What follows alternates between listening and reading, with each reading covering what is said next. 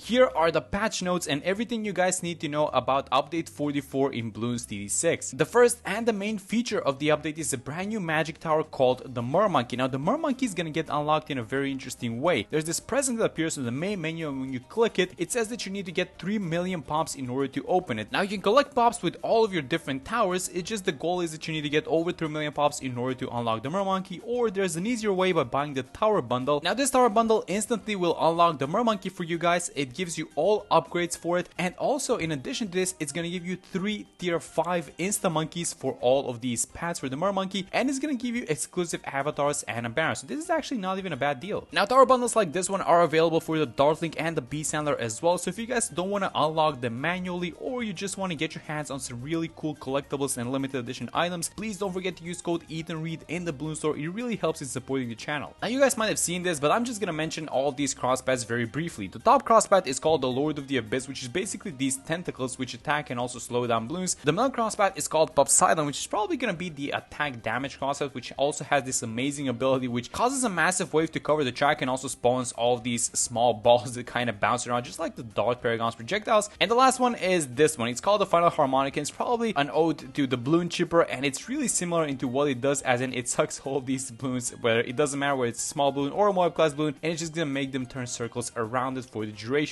Now on the topic of new things, this is the second new thing, which is the brand new map called Luminous Cove. Now this is supposed to be the Mermonkey's cave, and this is a very interesting one in which you have all of these pools in which you can place the Mermonkeys and obviously a bunch of other water towers. And there's a secret on this map in which you can remove these leaves, and once you buy all tier 5 Mermonkeys, the hearts of these guys are gonna light up, and then you can remove this little obstacle. Now it's gonna free up a little bit of the water space, and I actually don't know what to do after that, so if you guys have any ideas, please let me know in the comments. Now in addition to this, there is a brand new Psy skin called Dream State Psy, and here is how the level 3 ability looks like. So a little bit of a switch up, you know, with the animation, and then here is how the level 10 ability looks like. So very cool and very interesting skin. I think I like this one the most actually out of all the Psy skins. And lastly, we have 2 new quests in the Tails section, these being the Mermonkeys No Mere Monkeys quest and then the Super Dartling Bros, which we are going to be checking out individually, so make sure to subscribe to check out those videos. Okay, so now this is where the fun part begins. So let's go into the balance changes. So starting off with the Crossbow Master, this tower now attacks actually a little bit slower than it used to because they're doing a little bit of a rebalancing thing, but they're giving it extra damage. So now the damage on the Crossbow Master goes from 6 to 8, the crit damage goes from 50 to 80, and also the top crosspat spear is getting increased, so now it's going from 21 to 24 pierce when you have the 205. Next up is the bomb with a really interesting price change. So if you guys take a look here on the side, the price is 375. This is on medium mode, by the way, and it used to be 525. So now the reason why they're doing this, and they started doing this in the last update, is because they want to make a lot of these early game towers more accessible into chimps mode. So now we have the option of starting with the bomb shooter if you like to, and also there are some interesting price changes happening. Like for example, the Moab Eliminator is now a lot more expensive. It's at 28,000 and it used to be 25.5. And then the Bomb Blitz is getting an interesting change as well, but this time it's a price reduction. It's going from 28 to 25.5. So I'm not sure why they're buffing this tower, because this is already a really good tower. But hey, I mean, I'm really happy to use this thing, so we're gonna see it in action in a few days. A very niche change that's happening is that the Icicles for some reason is getting some extra damage to Moab class balloons. I guess this is to make it a little bit easier and as a stepping stone to the Icicle Impale, because the Icicle Impale does deal with Moab class balloons pretty well. So if you take a look at the damage, this tower now does 10 damage per attack onto Moab class balloons. So yeah, this might be an interesting tower to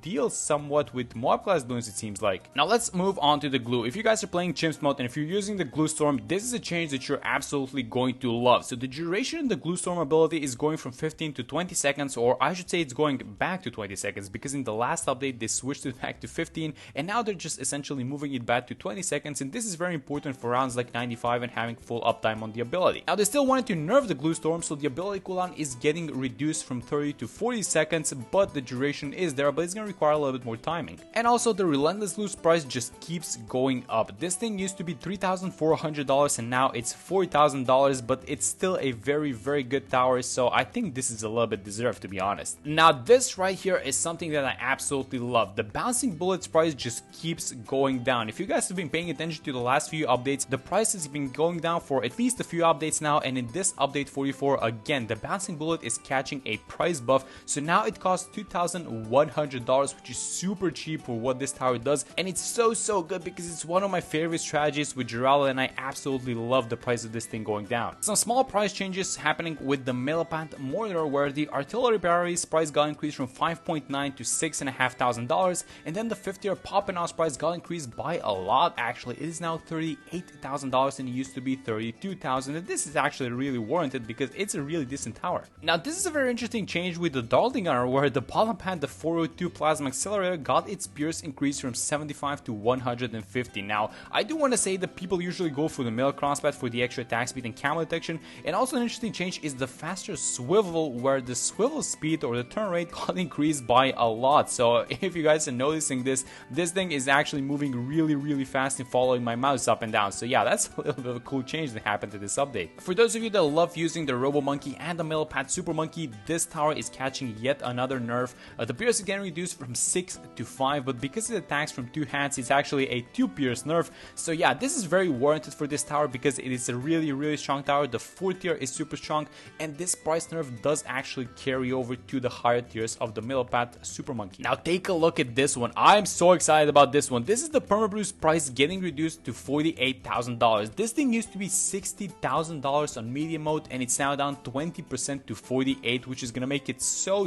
much more affordable in chimps mode. It's gonna be so fun trying to use this thing on chimps. But I do have to mention that its range got reduced. So if you guys remember, when you were to buy the Permabrew, you will get a huge range increase, so it buffs all the surrounding towers. And now what Ninja Q wants you to do is they're taking a little bit of a step back with the price on the Permabrew, but they do want you to use the support Chinook actually to move towers around. But again, if you have your towers around the Permabrew, then that shouldn't be an issue. So yeah, I count this as an overall buff. Talking about some more tier 5 changes, the Superstorm Druid got a really interesting change. So first off, let me just mention the pierce penalty getting reduced. So essentially what this means is that it is just going to be able to blow back more balloons in general, but a very interesting change is that the Superstorm's damage got increased from 12 to 120. So this thing got a 10-fold damage increase. The reason why this is happening is just because it was just stalling the rounds for so long, and you just had to buy this tower and wait for a round to end, and then the new one is gonna appear, and then you're gonna have to wait so much time. And essentially they're fixing this problem in a way that they're just giving this tower so much damage that it's just gonna be able to deal with the balloons that it's blowing back. Now I do want to mention this nerf because it is not a big one, but it's gonna be really impactful for those of you guys that play chimps mode, and for those of you guys that watch my videos, you know that I love the Spike Storm and the middle crosspad, the Carpenter Spikes.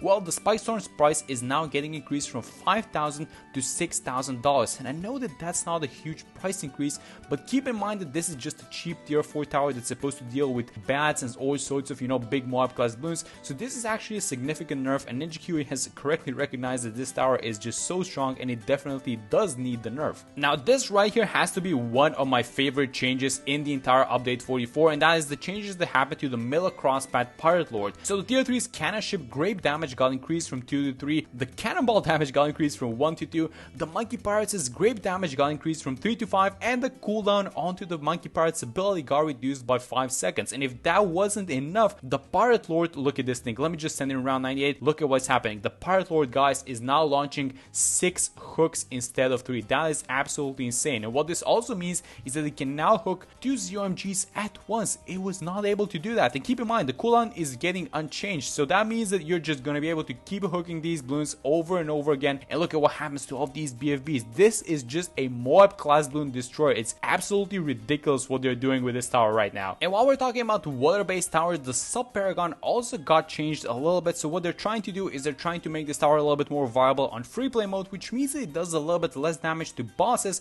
but that damage got put into normal damage to Moab class balloons and normal balloons. So now the explosion does 50 to 60,000 damage, and then the fallout damage to Moabs got increased from 60 to 90, and the aftershock damage got increased from $10,000 to $15,000. So overall, it is a little bit better in free play than it used to be. Now this right here is a hero that you guys have not seen in a very long time, I know, and it is Captain Churchill, and he got a complete rework in update 44. So what happened with Captain Churchill is that now his main attack is attacking a lot slower, but now when it attacks, it does a lot more damage. So for example, the cannon damage is getting increased from 1 to 3 for level 1, 2 to 6 for level 7, 3 to 9 for level 12, and I'm not gonna keep reading, but basically this is just a balancing game where they're taking away attack speed but they're adding more damage. But also the machine guns damage is getting increased from 1 to 2, 1 to 3, and essentially 2 to 4 and 2 to 5 for level 18. So now the machine gun is also a lot stronger, and this should be a really interesting change. I don't know how to feel about this because we have to test it in an actual game, but overall looking looking at the numbers, it does look like a buff to Captain Churchill. Now Geraldo is again catching a lot of nerfs. I'm not sure what Ninja Kiwi has against this hero, but guys, they're just not letting go from nerfing this hero. So the creepy idols max stock now got increased from 2 to 4, so we can have 4 creepy idols, but their duration got reduced from 4 to 2. The camo potion's duration got reduced from 10 to 5 for the first one, and then the upgraded camo potion lasts 10 rounds instead of 15. The stock replenish interval for the glue got increased from 3 to 4,